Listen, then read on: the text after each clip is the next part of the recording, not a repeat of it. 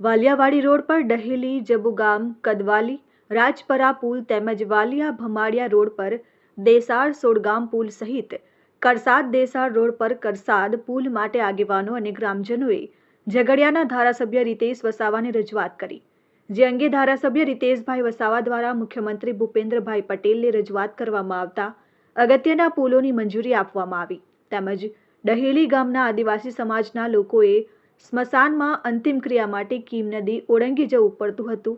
જેઓ માટે નવા સ્મશાન ગૃહ અને તેને ફરતે કમ્પાઉન્ડ વોલની પણ મંજૂરી મળતા આ વિસ્તારના લોકોમાં આનંદની લાગણી છવાઈ ગઈ છે। ઘણા વર્ષોથી આ પુલની સમસ્યા વાલિયાથી વાડી જોડતા રસ્તા પર હતી। અગાઉ સૈદ્ધાંતિક મંજૂરી આ કીમ નદી પર આવેલા પુલની મળેલ હતી, પરંતુ આ વિસ્તારના ભારતીય જનતા પાર્ટીના ઘણા એવા આગેવાનોની માંગણી અને લાગણી એવી હતી કે ધારાસભ્યને રજૂઆત કરી કે ભાઈ વાલિયાથી વાડી સુધીના રસ્તા ઉપર ટોટલ 4 પુલ આવે છે, એમાં એક કીમ નદી પર ડેલી પાસે, ટોકડી નદી પર જબુગામ અને બરફડિયા વચ્ચે, રાજપરા ખરેડી નદી પર અને ભાગા નદી પર